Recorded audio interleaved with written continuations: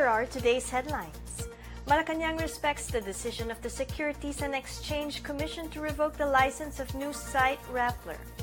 President Duterte warns the police and military to beware of attacks from the so-called NPA Sparrow unit. Digital experts list the Philippines among the countries that are most vulnerable to attacks in cyberspace. Japan turns over 225 metric tons of rice to displaced residents of Marawi City. Good day, I'm Pia Rosas Morato. Welcome to the PNA Newsroom.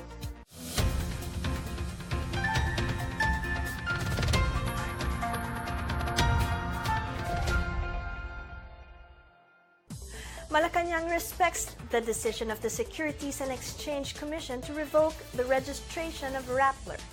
The news site was found violating foreign ownership restrictions on mass media. Here is a report.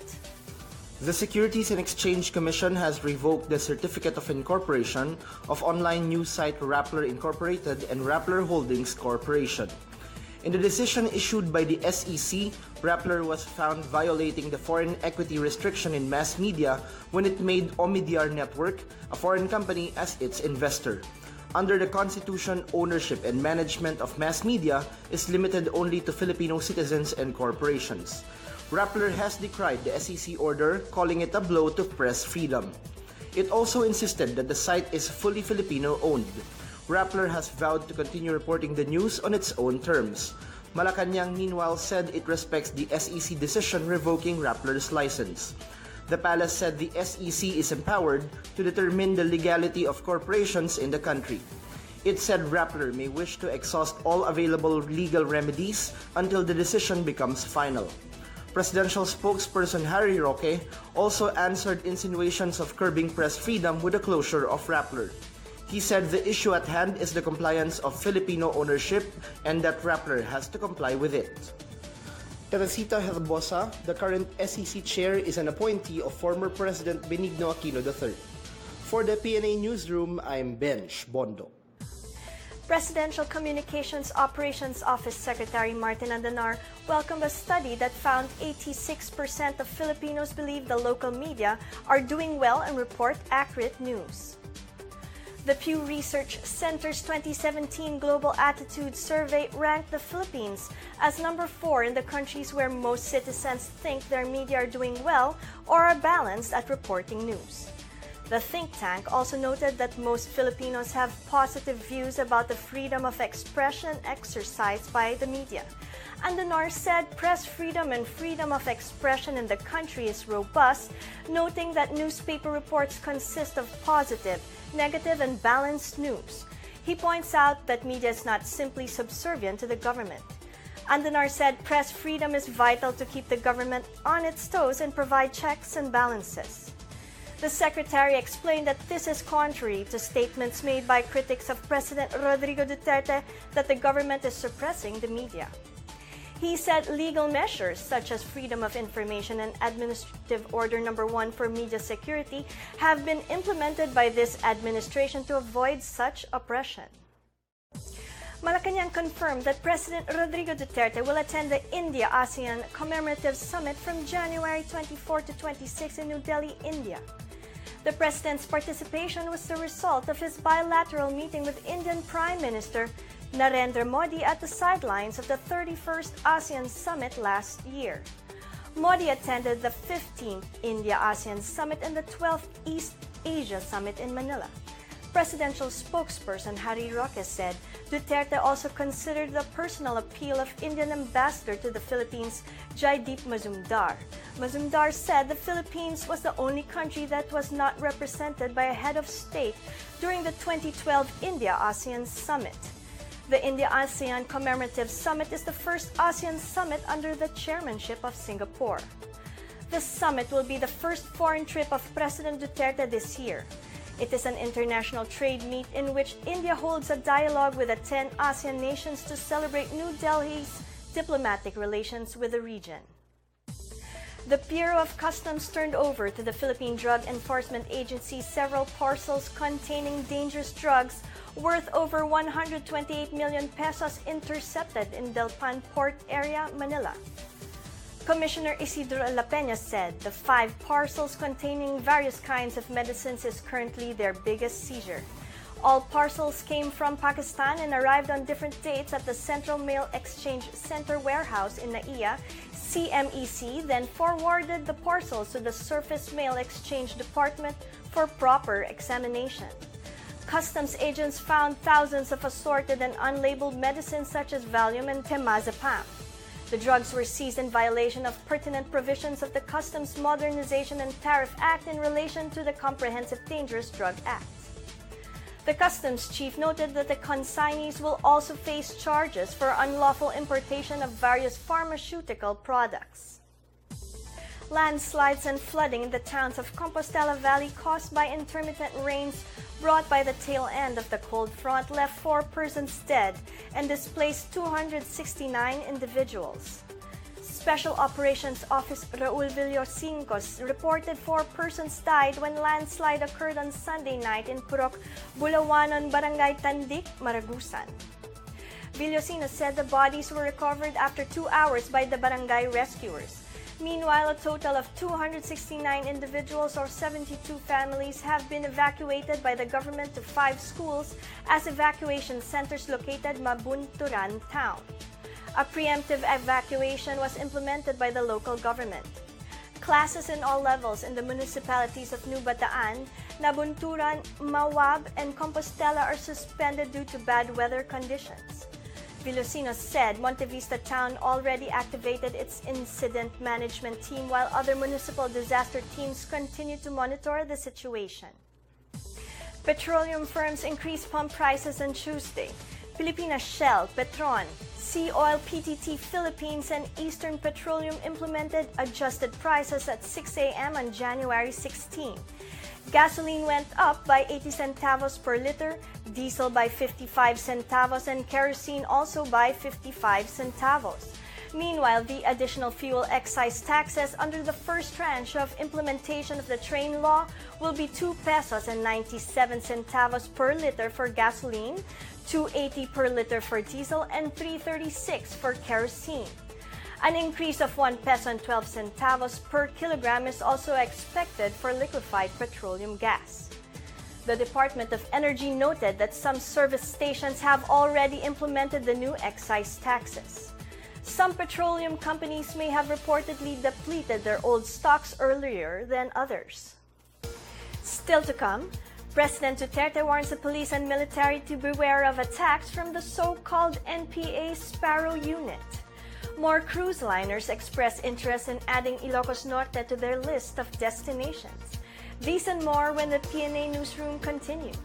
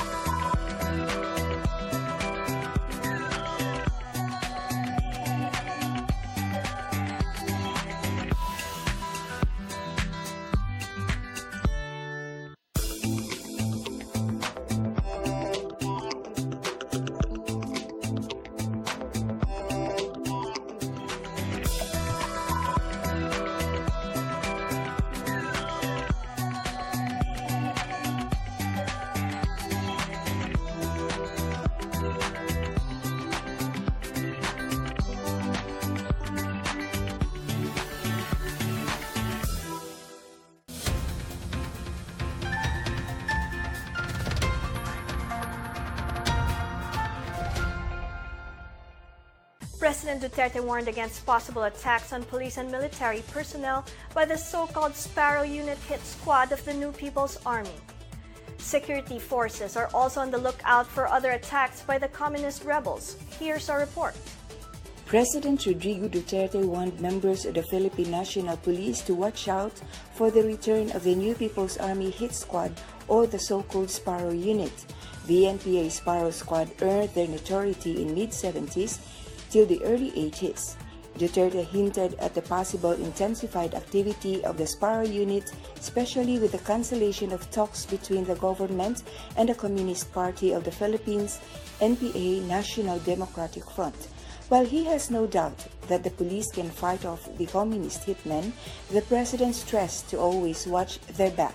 But I'm sure that this time, from experience, and I have requested so many old foggies there, yung mga chief of police dumaan dito, they are going around lecturing about the strategies about to meet the challenges of itong mga assassination. I am not doubting that the military can take care of them. Itong bantayan ninyo ito, it's either a body-body system or never let your back be vulnerable to an open attack. Bantay kayo dyan kasi medyo malala ito ng konti in the days to come because I have decided to not to talk anymore.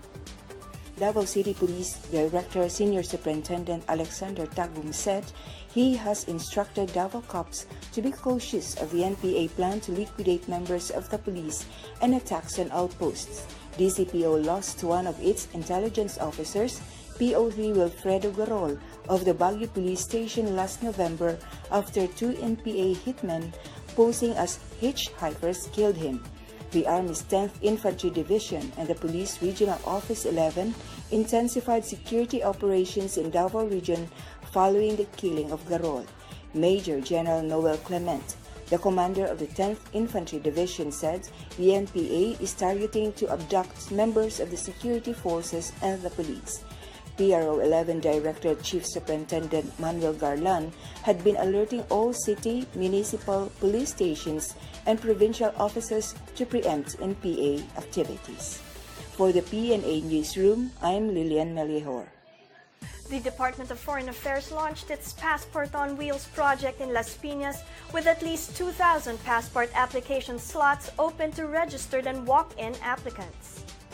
DFA Secretary Alan Peter Cayetano said they want to use the project and double capacity from 9,000 a day to be able to process 18,000 applications. Once this goal is achieved, the official said online passport application waiting time will decrease to at least 1 month. Initially, the project is aimed to deliver passport services to different locations in the National Capital Region not currently served by DFA's 6 small-based consular offices. The Passport on Wheels will be next introduced in Manila and Clark, Pampanga. Cayetano said that they will assign units to Central Luzon next week, aside from those exclusively for Visayas and exclusively for Mindanao. Registration for the Passport on Wheels is done through the local government unit upon announcement of the DFA. Walk-in applicants will also be able to avail this service. The Philippines is listed among the countries that are most vulnerable in attacks in cyberspace. Data experts say Filipino online behavior is risky and unaware of the dangers in the internet. Here's our report. Digital technology experts said the Philippines is the most attacked country in cyberspace in Southeast Asia and the 10th in the entire globe. These facts were revealed by digital technology expert Reynaldo Lugto, member of the Advisory Board of Business Network Global Chamber, Manila. Data from the United States Federal Bureau of Investigation enumerated Canada as the most attacked, followed by India, United Kingdom, Australia, France, Brazil, Mexico, China, Japan, and the Philippines.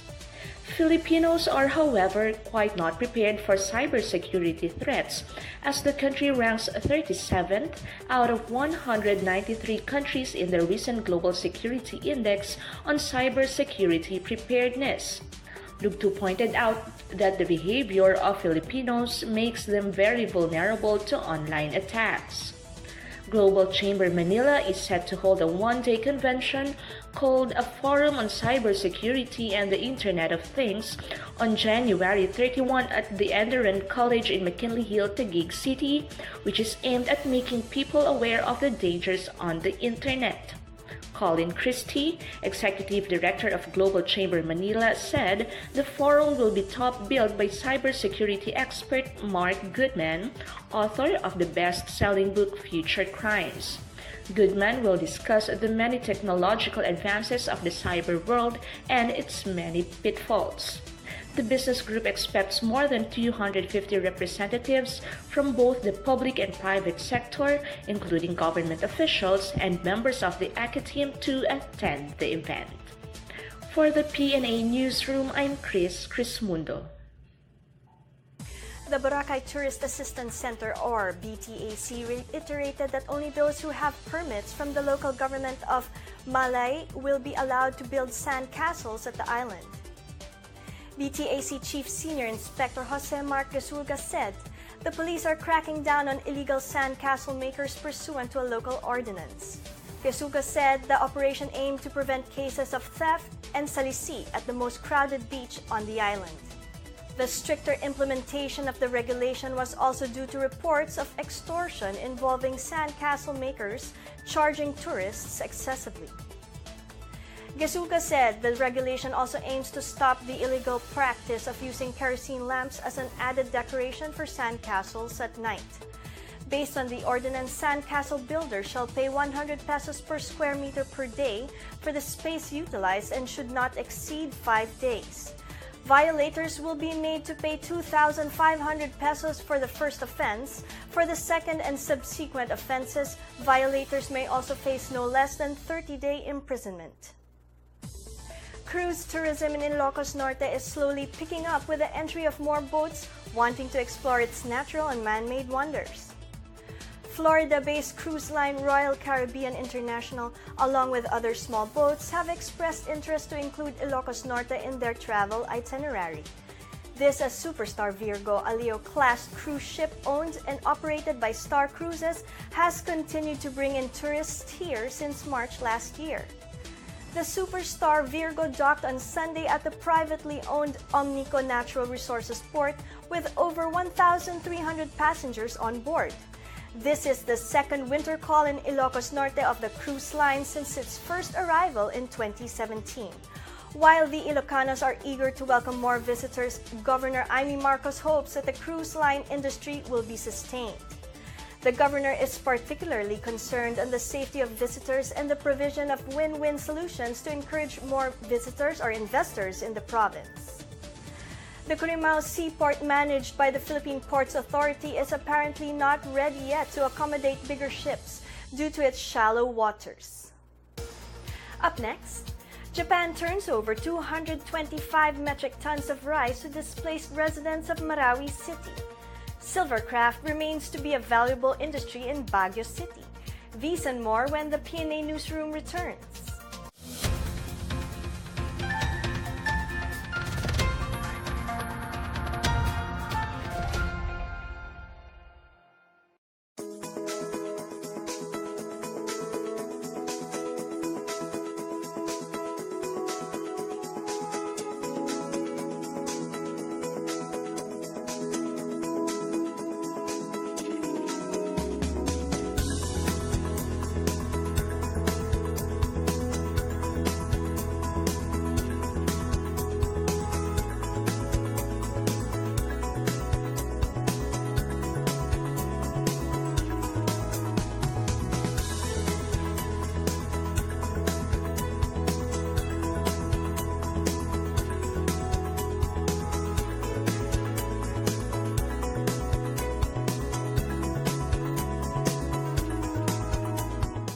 Much better kaysa sa 5 years. Full support naman kami sa Duterte administration. Sana sa ibang sa iba pang mga katulad nito, mas matagal na rin yung validity. For us millennials na mahilig mag-travel, hanggang sa pagtanda namin, pag nagkatrabaho kami, magagamit pa rin namin. We have removed 50,000 bogus appointments last year. opening of the consular offices. So by putting consular offices there, mas magaan na dito sa Metro Manila. We want to implement an e-payment system. We will continue deploying the weekly mobile passporting services in key locations all around the Philippines. DFA was processing 1,900 passports in Asiana a day. Now po, we're processing 3 a day.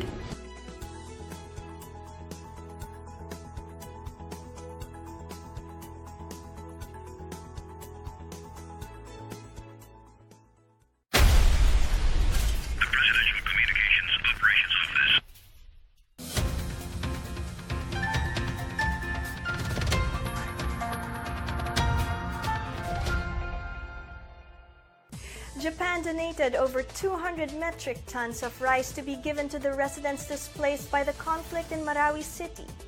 The Department of Social Welfare of Development is set to distribute the rice to evacuation centers in northern Mindanao. Here's our report. The Japanese government turned over 225 metric tons of rice for the internally displaced persons of Marawi City through the Tier 3 program under the Association of Southeast Asian Nations, plus 3 emergency rice reserve. A total of 7,500 sacks of rice with 30 kilos each will be distributed to the IDPs staying in evacuation centers in northern Mindanao through the supervision of the Department of Social Welfare and Development. The donation was handed over by Minister for Economic Affairs Makoto Iori from the Embassy of Japan in the Philippines and General Manager Chanpithia Shimfali of APTER to National Food Authority Administrator Lieutenant Colonel Jason Aquino and DSWD Undersecretary Luz Viminda Ilagan during the turnover ceremonies at Mahad Markazi Evacuation Center, Baloi, Lanao del Norte. In partnership with NFA, Ilagan assured that DSWD will make sure that the donation will really reach the IDPs. Representing Marawi City Mayor Mahul Gandamra, Sultan Kamid Gandamra gave the message of thanks. Rest assured that this occasion will forever be in their hearts and memories of their people, he said. The local government of Baloi, which has been hosting about 9,000 displaced families of Marawi, also presented a token of appreciation and recognition for the support of Japan and APTER. Salima Salik, among of the beneficiaries, also expressed her gratitude for the continuous assistance given to them. To recall, the Japanese Prime Minister Shinzo Abe made a commitment about this donation during the ASEAN Plus 3 Summit held last November 14, 2017. This initiative is also part of the efforts of President Rodrigo Roa Duterte in his intensive efforts to create a solid and strategic partnership with Japan. For PNA Newsroom, Sweet Lukman, Philippine Information Agency. Vietnam will start releasing next month mosquitoes laced with the natural bacteria Wolbachia, which is capable of preventing Aedes aegypti mosquitoes from becoming infected with dengue virus. Vietnam's health ministry said Wolbachia-laced mosquitoes will be released in central Cao Hoa province in 12 to 18 weeks starting in March. In 2013 and 2014, a research group from Vietnam's National Institute of Hygiene and Epidemiology and Australian scientists spread Aedes aegypti mosquitoes laced with Wolbachia and then released them on a trial basis on Trinidad Island. Since 2014, no dengue fever outbreaks have been detected on the island. When male and female Aedes aegypti mosquitoes with Wolbachia are released over a number of weeks, they then breed with the wild mosquito population, passing the bacteria from generation to generation.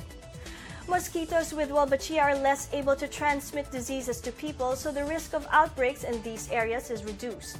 Vietnam recorded 175,800 dengue fever patients, including 38 fatalities and 39 Zika sufferers last year. Dexter Kid Mama Alimento of Iligan City will be vying for the vacant WBO Intercontinental Light Flyweight title against Jing Xiang on January 20 at the Shenzhen Baoan District Sports Center in Shenzhen, China. Alimento previously stopped Rogan Flores last October 15 at the Robinson's Place in Iligan City. Alimento won the WBC Youth World Minimum Weight title in 2016 against Nat Typhon Chai Udom in Chiang Rai. He fought but lost for the vacant WBC International Minimum Weight crown by unanimous decision against DJ Kriel last year in Kempton Park. Siang, on the other hand, has won his last 5 fights with 2 knockouts. Siang pummeled Nattapol Wongzui to submission via a second-round technical knockout last September 29 in Thailand.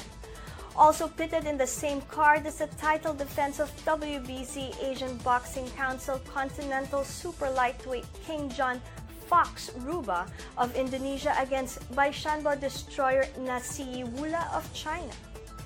The 24-year-old Ruba won his title by stopping Joffrey Garcia of the Philippines last September 30 in Indonesia. The silver jewelry in Baguio City remains to be a favorite souvenir by tourists. The silver craft industry is tied to the city's history along with the craftsmanship that makes it sought after. Here's our report. Baguio City's silver-based products that lasts a lifetime are still among the favorite souvenir of locals and tourists. Baguio was developed by the Americans by constructing roads to support mining companies in Benguet.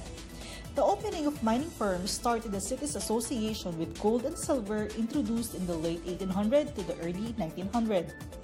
Baguio's silver craft industry remains to have a market with tourists, particularly those who are fond of the white-collar jewelry and gift items handcrafted to perfection by local craftsmen. St. Louis Center, owned by the Catholic missionaries, was the very first to go into the business. But in 1977, a young business-minded couple opened the Pilak Silver Craft and Gift Shop at Mines View Park. Presi Marcelo said that most of their buyers were Europeans, Americans, and Japanese. There were also Chinese, Canadians, and other nationalities, with former First Lady Imelda Marcos personally marketing locally produced goods. Foreign buyers preferred the conservative, chunky, plain jewelry designs and the filigree carrying intricate and fancy designs. Through the years, many of the designs they carry were original that have withstood time because of their antique qualities, forming part of the collectible items they have. The designs with tambourines are among the first they carried for their classic, antique, and old feature collection, which are still a favorite among buyers. Presi said the mining industry in Baguio and Benguet makes them pursue the business associated with the city. Silver is normally produced as a byproduct from gold or copper refining. Thus, while mining exists, Baguio's silver craft will stay. For the PNA Newsroom, I'm Janice Cave. Let's now check out the weather forecast for Metro Manila and the rest of the country.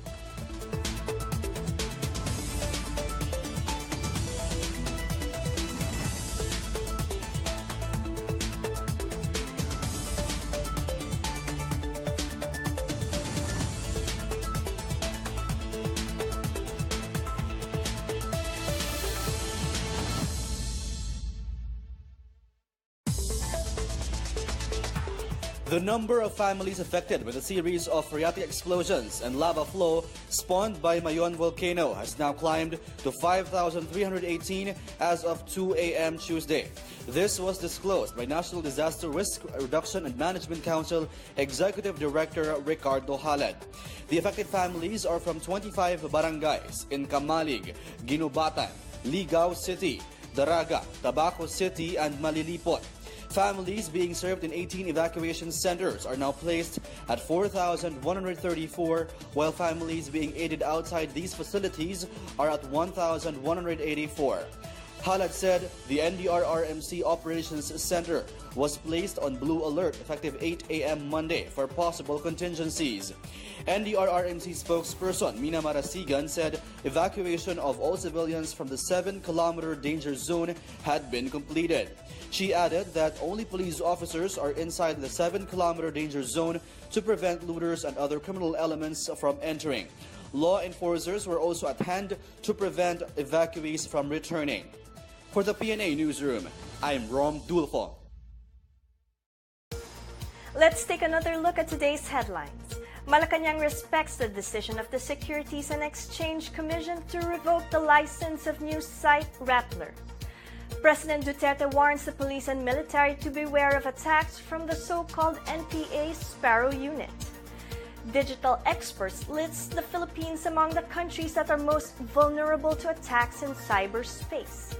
Japan turns over 225 metric tons of rice to displace residents of Marawi City. Thank you for watching another episode of the PNA Newsroom. To check out these and other stories, visit the PNA website or follow the Philippine News Agency on Facebook and Twitter. And that's your daily dose of the hottest news and the latest information that you need to know from the PNA Newsroom. I'm Pia Rosas Morato. Good day.